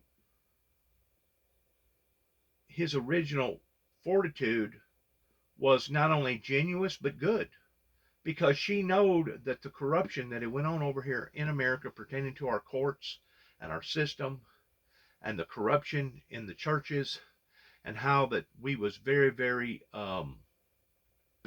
lukewarm and hypocritical as far as being just a bunch of hypocrisy type people. She understood that and realized that, and she was probably actually gun-hoing for Donald Trump towards wishing him the best. And it wasn't until different things got exploited about Donald Trump that basically Donald Trump put his own foot in his mouth. And of course, even as of yesterday, I spoke of the fact that so many people don't want Donald Trump back in power because the very people that Donald Trump was talking about draining the swamp, they realize that they are the swamp. And they realize that those are the very people that needs to be taken out of politics, because those are the people that have stagnated our way of life over here. And because they have been awakened to that, they are that much more opposed to Donald Trump because they do not want him to run again for power. They sense that fear now, and it ain't just a physical fear. It's not just a transitional fear pertaining to violence, but it is a fear of their power in how that they have manipulated the system throughout all these years, that Donald Trump himself said it's time to drain the swamp. Donald Trump, I think, started out on the right foot. Somehow or another, Donald Trump allowed for his big mouth to get him in trouble. And because of it, it's going to wind up costing him severely towards him being able to better his people or better the United States government. Duty. As a girl, she would go back to Windsor Castle. They hosted there. Many soldiers and many Americans actually were there at Windsor Castle. 20 minutes about west of London.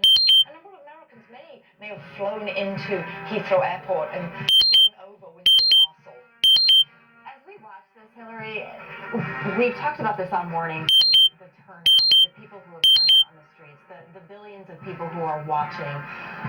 This doesn't surprise you, though, because based on how much the Queen was loved. Well, yes, you're right. Actually, what I think is daunting, though, is 4.1 billion people are purported to be watching. That is half of the entire world's population. And many people have commented about all the Brits lining up, the queue in England. It's not just the Brits. It is people from across the Commonwealth. The Queen took the Commonwealth when she ascended to the throne from 8 nations to 56 nations. And I think we're seeing a magnificent mosaic of mankind. We've seen men with turbans and women in saris, every race, ages. People always talk about the statistics and data of people under 40 supposedly not being so supportive of the monarchy. But what have we seen? Yeah. There were so many people in their 40s pushing strollers or pushing their grandparents. Well, I wonder if it will change, Hillary, because of obviously everybody is talking about this, and there's really... I'll say this about Donald J. Trump. He loved his troops pertaining to his military, and whenever Billy Graham passed on his watch, he was one of the first ones to stand up and say, you know what, I want to honor Billy Graham's death the way that Billy Graham should have been honored. I will say that about Donald J. Trump. On her 21st birthday, she had declared to the world that I will, whether my life be long or short, I declare before you all that I will serve you. And she served, she basically kept her promise. And then you had mentioned in terms of the duration of her reign, yes, her range of her reign, she first was with Winston Churchill. He was her first prime minister. After he was no longer a prime minister, he actually received a note of thank you from her, and it said, to my first prime minister. So she had met with every prime minister from Winston Churchill until, you're right, about that dedication to duty, because at 96 years old, just last Tuesday, we saw her meeting with Liz Truss, the newest prime minister in the UK. Interesting, a historical point, the only time in history that a monarch and a prime minister have had the same first name. It is, as we were just watching, we just saw King Charles there along with her daughter, Princess Anne, Prince Andrew. Princess Anne fascinates me, Hillary, because she is one of the hardest workers. The amount of appearances, the amount of things that she does, she's amazing. You look at her and you think, well, of course, she's the daughter of Queen Elizabeth. Yes, absolutely. She is the daughter, the Princess Royal, and being the sister of Prince Charles, or now King Charles III, this is rather an interesting rub. They've always had a competition between them, being highly competitive, and she actually outdoes him in royal duties. That's been a little bit of competition. You talked about her character. This may not be known to so many members of our audience, but in 1974, there was a kidnapping attempt. She was coming home late at night with her bodyguard in a car along the Mall, which is that long Mall that leads up to Buckingham Palace.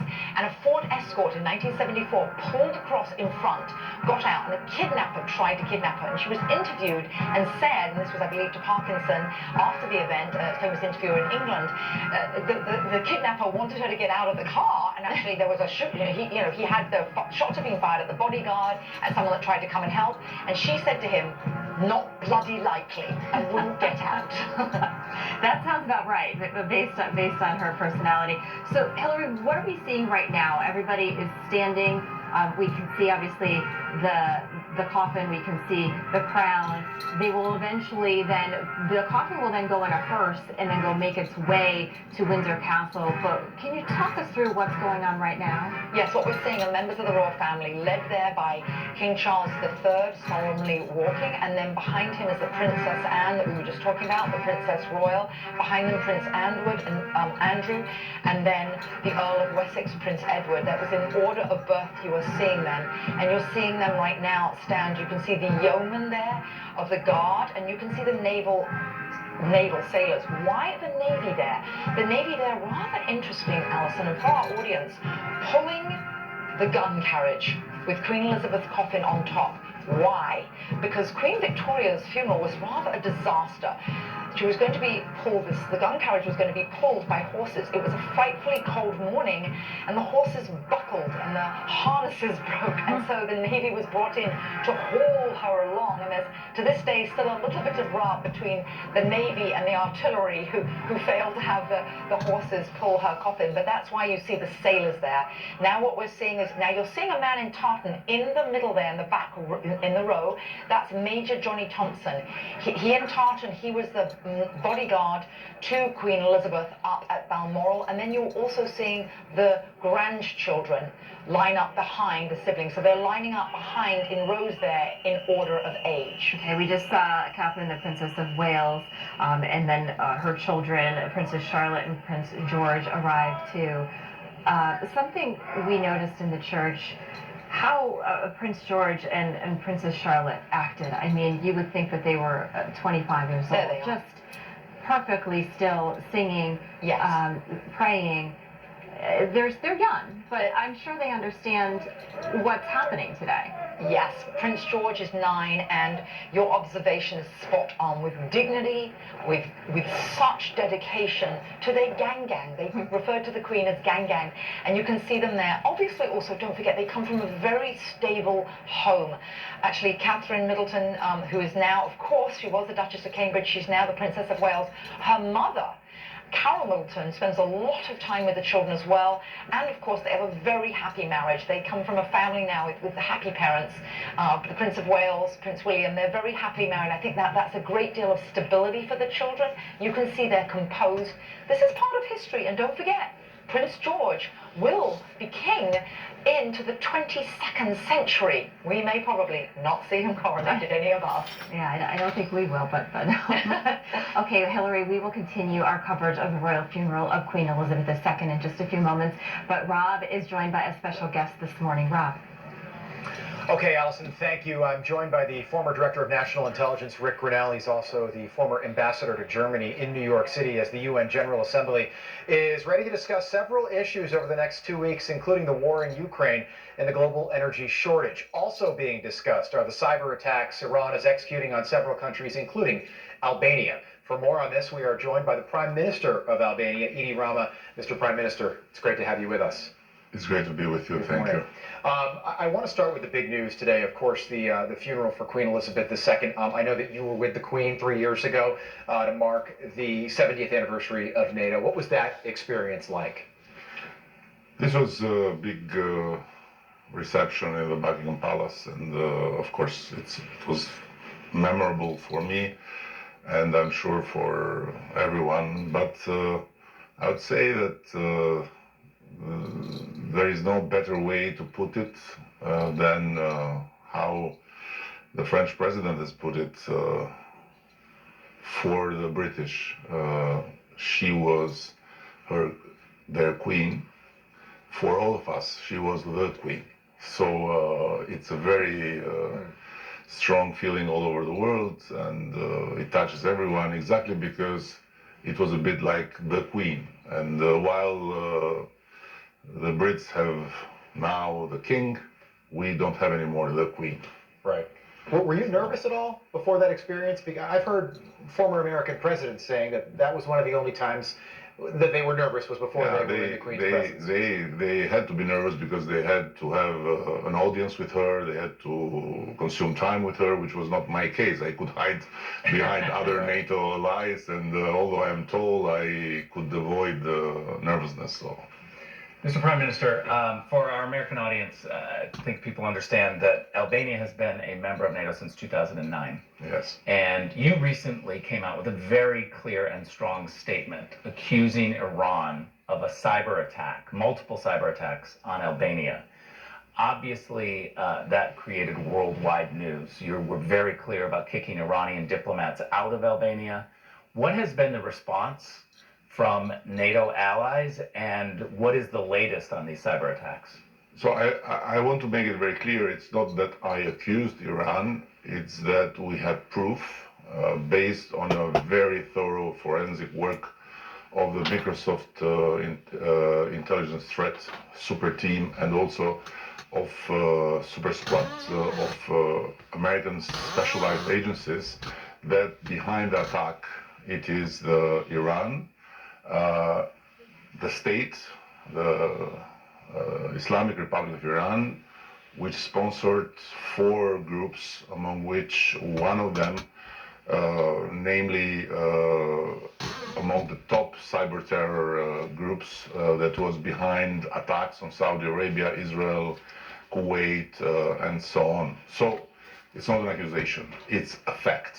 And on the other hand, we realized that it was time to cut every relation with this regime, because as a matter of fact, we could not let anymore their embassy continue to be in the middle of the capital city and work as an operational center to harm our country. Have you talked about Article 5 with NATO members? The attack on one is attack on all. As a NATO member, this is an attack.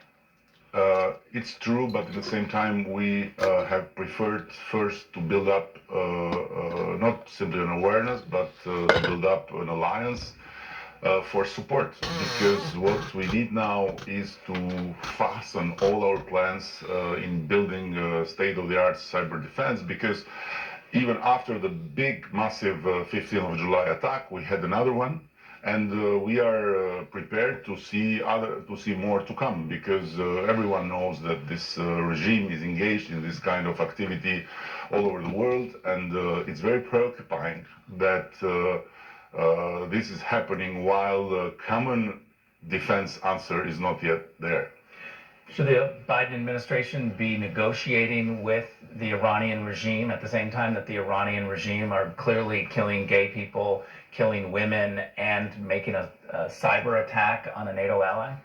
Now, it's not up to me to say it, because Albania is a very strong and committed ally of the United States, and of course we know our place. We know that it's not on our shoulder to take the burden of big decisions, but having lived in a very similar regime for years, which was not a religious totalitarian regime, but was an atheist totalitarian regime, I can tell from experience that dealing in our own way, meaning the way of democratic countries, with this kind of regimes, it doesn't seem to me a very long-sighted vision. Mr. Prime Minister, 7 months ago, I don't think most people in America could find Ukraine on a map. This is your region of the world, Albania not far from Ukraine. Can you talk about how this war has affected the people of Albania in that part of the world? First of all, I have to share with you and with your audience that Albania is a particular case because it has a particular history. We were the North Korea of Europe. We were isolated from both the West and the East. and we had no ties with Kremlin since 1960 for bad reasons, because our dictatorship wanted Kremlin to remain Stalinist, to remain ruthlessly opposed to every kind of dialogue with the West and so on. But on the other hand, this history made us completely distanced from Russia. And in these 30 and a bit more years of, let's say, build-up of democracy, we never had serious bilateral exchanges. We never had the Russian president visiting Albania. Right. We never visited the Kremlin, and really, I don't miss it. So for us, and on the other hand, we don't depend on Russian gas. We are completely renewable in Albania, with our own problems because it's hydro based energy, and when the big guy up is not crying enough, Right. we have to suffer a lot the lack of water, so we have to import, and then we are affected by the price. But all this being said, I conclude by saying that it's not difficult to keep a very strong position while in a country where Putin's popularity is less than 1%, and where 99% and a bit more of people believe that this is wrong and this aggression is unacceptable, and we should stand with Ukraine, and we should stand for what we believe in. Okay. I have a very serious question about You always have Your- serious questions. your art talent. The Prime Minister is an amazing artist. Is that book available in the United States? Your art, can Americans see? How could Americans see that you're the Prime Minister of Albania, a NATO ally, and an artist? First of all, I don't know how much the word "amazing artist" can be appropriate in this city where really amazing artists are everywhere. But I've had the honor to be invited and to show my work at Marion Goodman Gallery, which is the Gotha of the contemporary art, and there are still my works there, so everyone can go and. What see type of them. art, if I can ask? Painting? The best type of art. Yes. So this is the easiest answer to explain your art, while it's more complicated than that. It's I paint in office, so I continue to work as Prime Minister in my office, but in the meantime I make my drawings while listening to my collaborators, while being on the phone, and in less let's say burdening weekends, I go and work with a friend of mine and do my sculptures. I would like to see some of these. I have the book. Do you? I will share it with I them. would like to see those. Share it. Mr. Prime Minister, thanks so much for being with Thank us you, this thank you. morning. We appreciate your time. Thank you. Allison and is back out in the newsroom right now as we continue our coverage of the.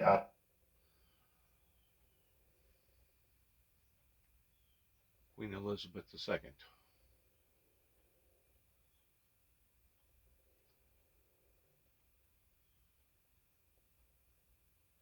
They are heading to Windsor, the Castle of Windsor, about 20 miles west of Buckingham Palace. It's going to take them some time to get there. Hillary, take us through this route, because this obviously now they were by carriage, they were on foot, now everyone in cars heading to Windsor. Yes, and we can see the crowds there packed, as I keep saying, the great mosaic, the magnificent mosaic of mankind, because you're seeing people of all races, colours across the world, not just Brits, but from the Commonwealth.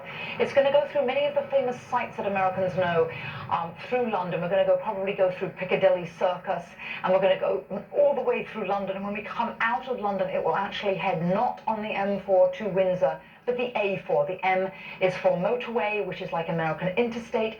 The A4 is more of a dual carriageway, a smaller road from when there were carriages, and it will go at 12 miles an hour to let the people see. You can see the crowds here, absolutely. Those motorcycles, if they was to want them to be more stable in regards towards them standing up, doing such of a low miles an hour, if they was to add about 10 pounds on the bottom part of the motorcycle frame down towards the ground, that way the motorcycle would basically almost stand up on its own without hardly having to move.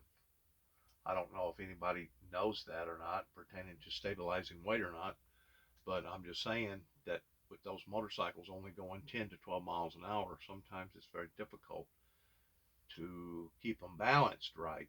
And of course, you got to have basically a professional driver to be able to do that. But the point that I'm trying to make is this: it's kind of like a sailboat that's got a rudder on it. That if you have more weight on the bottom than you do the top, it's not near as difficult to keep the motorcycle upright than it would be for it to be topsy-turvy and it wind up possibly tipping over.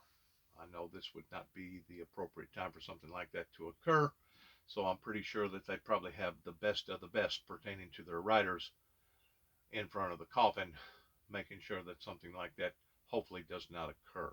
Talked about Prince Philip. They've been married. They were married for a number of years. She was married quite young before she became queen. But the relationship they had was something that I think a lot of people, hoped for. He was her biggest cheerleader, wasn't he? Oh, absolutely. On a cheery note, she clapped eyes on him famously at 8 years old at a family wedding of monarchs of Europe. And then at 13, he was a naval cadet assigned to escort her. And of course, he was this dashing, everybody has seen photographs, dashing, gorgeous Viking of a figure, Philip the Greek as he was known, and he then, of course, stood by her side. And in every photograph, I always think a photograph, a picture says 1,000 words. You could still see her looking at him with love, with admiration, and as many people have mentioned, those blue eyes of hers, the twinkle in her eyes. Yeah. Yes, still in love. He got her to laugh a lot too, didn't he? He did, and there's actually a famous photograph of when he dressed up as a Grenadier Guard, and he was actually there in the full bearskin hat, and he was all them buildings that you're looking at in the background right there. That particular one right there looks fairly new, but a lot of those buildings are 300-400 years old that you're looking at, and of course some of them are even older than that. Pertaining to the Prime Minister and what he was talking about regarding these cyber attacks that various people have been engaged in pertaining to their country, you have to look also at what the Russian government has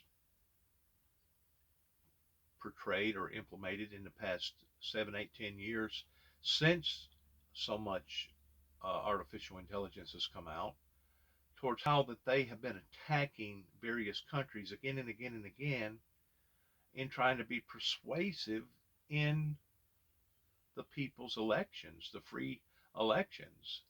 And until we really get a handle on being cyberspace friendly, we as Americans are still going to be underneath that that possibility of being violated that way, because obviously we don't have smart enough people working in our government that can prevent from things like that occurring.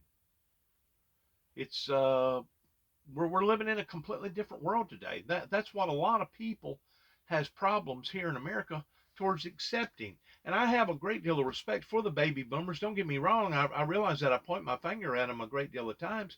But until you're willing to evolve, grow, learn, and come out of the old ways and get into the new ways, the only thing that the population that's growing up today can do is wait this thing out and wait for them basically to die out, because it's old money, it's old thinking, it's old concepts, and people obviously have made the wrong decisions the way that they've made them here, because we have such of a dilapidated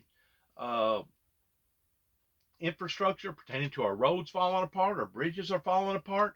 Somebody has really, really taken their eye off the ball here in America towards working for the betterment of the people. And of course, whenever somebody like me steps up to the plate, it's like, well, who are you? Who died and left you in charge? Well, first of all, the person that died was Jesus Christ of Nazareth, but he never actually died. He only died in the physical form, but he was the one that anointed me to be able to go forth in this message towards being a messenger, towards trying to help the Americans and the world, not just the Americans, but the world. Because obviously what has occurred here, proof is in the pudding towards how disastrous that things has become here in America, the way that we have conducted our affairs ever since the late 1980s. That's basically put everybody's life in danger and in the hole. I couldn't tell you the amount of people today that I see whenever they make their purchase at Walmart, and it can be anything from 3 or 4 items to a whole buggy, that after they get through paying for what they had to pay for, what they got, they stop ordinarily before they ever get out the door and look again at their receipt towards questioning the fact of whether or not they was charged adequately for the items that they had obtained. In other words, their money has gotten tight. They stand a chance towards losing an automobile, or they're late on a payment on their house, or they've had to go to their banker and renegotiate new deals. Their rainy day check has suddenly dwindled. That obviously our American government, once more, failed the American people in the broken system that could not prevent something like this of occurring. Just like the petroleum gas industries going to $5 and $6 in some places $7 a gallon here in America. To think that any government of any people would have allowed for that to have occurred the way that it occurred. And not only did it occur then, but it has occurred in my lifetime, I know, 4 or 5 or 6 different times. And the scheme is basically always the same. Let's bump it up, and then let's moderate it down, and then that will give everybody a chance towards hiking all their prices. And that's exactly what everybody is doing right now, and they're gouging the American people, not only the American people, but the world. We're seeing this now on a global scale, and to think that our officials that are supposed to be working for we the people have allowed for this to occur is absolutely appalling. It's appalling to think that we have sat back and allowed this. And one of the reasons why that they do this and allow for this to be done, because so many of them are making profits off of the same interest. So many of them. I couldn't get over a guy that had invested $10,000 in oil, petroleum products, that every time oil would go up, he would brag about how much money that he was going to make. And every time it'd go down, he would complain. And I said something to him about it. And this individual was supposed to be an upright individual. I said something to him about it. I said, do you mean to say that you would be willing to brag about making profit off of the failure of other people's bad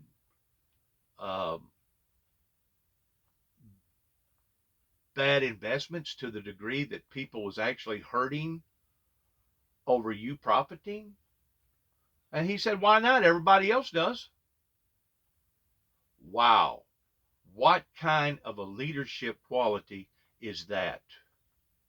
Or thinking more of his own personal family than he does others, or his own personal grandchildren than he does of others that think about their grandchildren.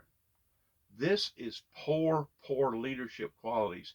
And to be quite honest with you, I don't want or need anybody like that hanging around me, because if they do, I'm gonna diminish their attitude, and I'm gonna diminish their thinking to the degree that I'm gonna set them straight and calling it like I see it. And if it looks like a duck, quacks like a duck, sounds like a duck, I've always been taught that it was a duck. And for people to want to gain profits off of other people's losses, to me, goes beyond just being wrong. It's actually degrading. It's absolutely degrading.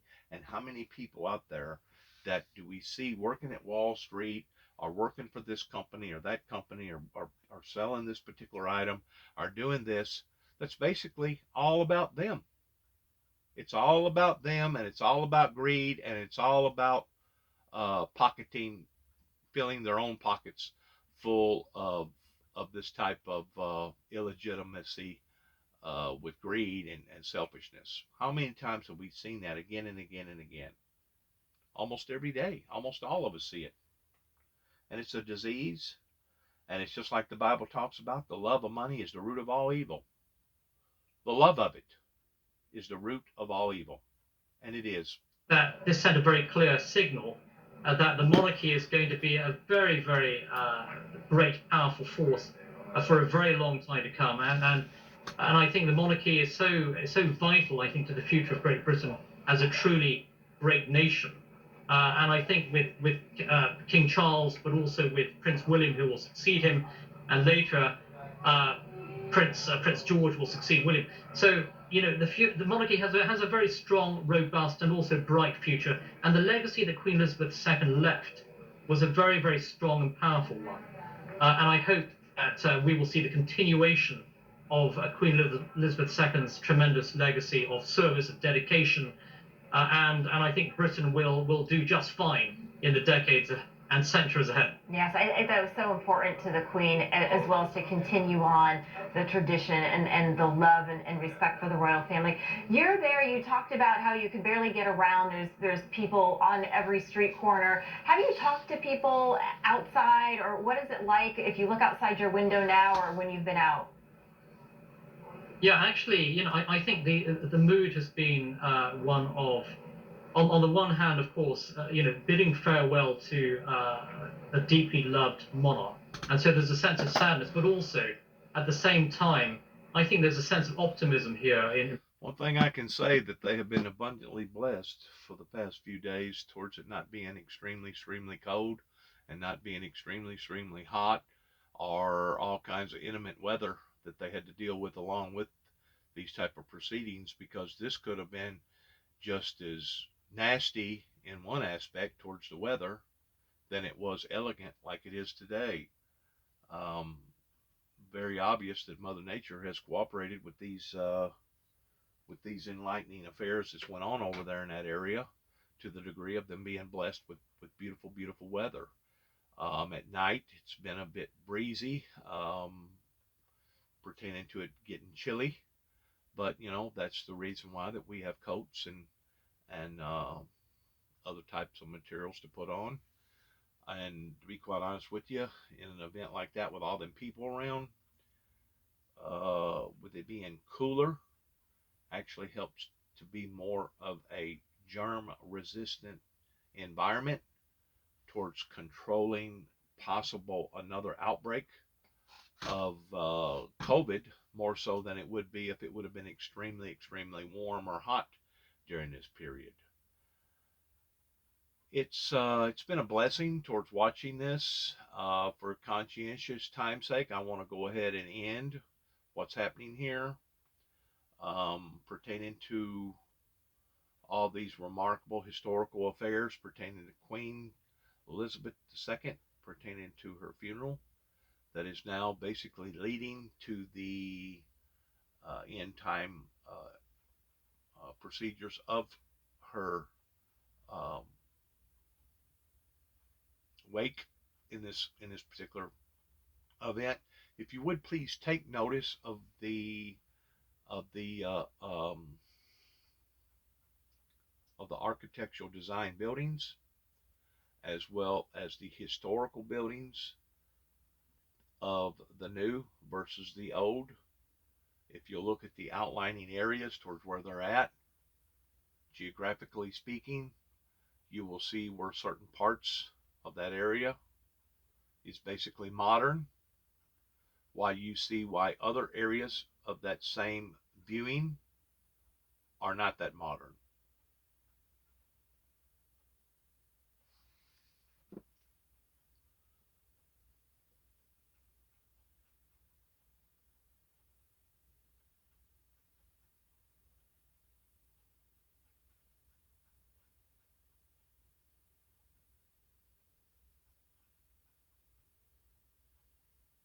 family, employed for generations. We saw the casket. When her casket left Balmoral, 4 of those pallbearers, they had actually carried the Queen Mother's casket. She had a relationship with them all, Alison. Yes, and you know what? It wasn't about the spotlight for her either. Niall, we have about 30 seconds left. Final thoughts today.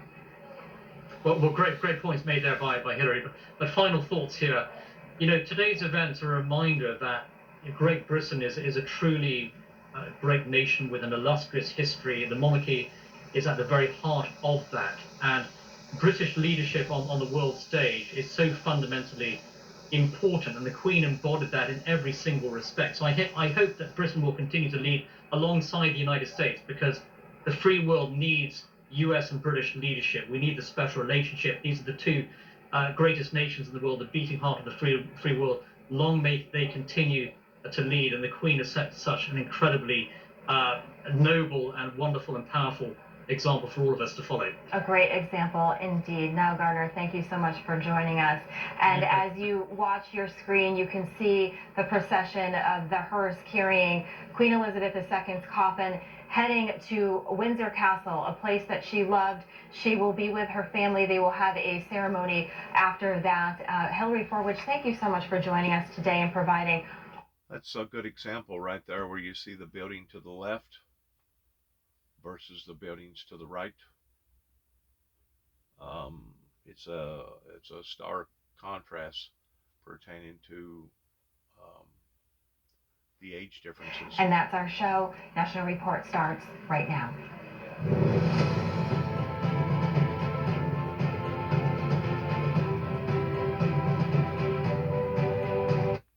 Thanks again for watching, listening. Good luck to each and every one of us. God bless America. God bless America's endeavors. And in ending this procession here, for the first time in a long time, President Biden sitting down for a one-on-one interview. This on 60 Minutes. What the president said about his own mental fitness, plus everything else from inflation, his son Hunter, and the pandemic being over. We're not a border town. We don't have an infrastructure to handle this type of a level of immigration to our city. The mayor of our nation's capital saying one of the biggest cities in America is not equipped to handle migrants from the border, as 2 more busloads of illegal migrants are dropped off at the vice president's doorstep. I want to say thank you for your time to finishing out the final farewells to the Queen's legacy. Good luck to all of us, and shalom.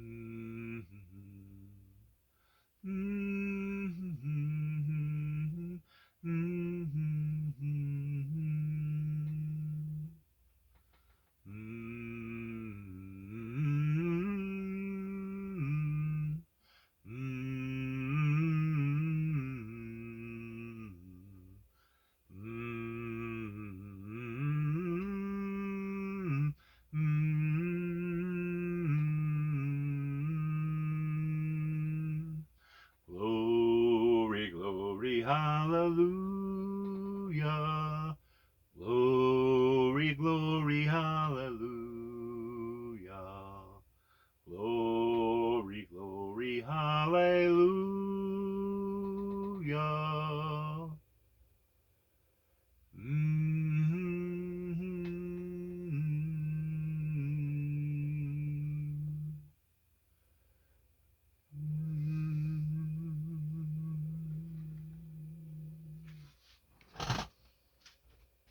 And long live the King.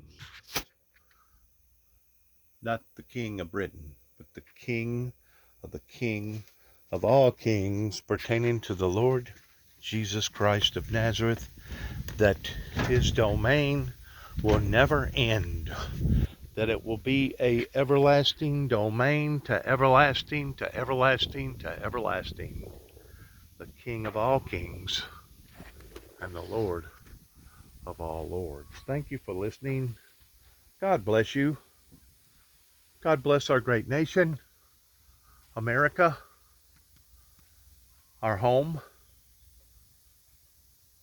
And may the Lord bless each and every one of us in America's endeavors in the future to come. Thank you, and God bless you.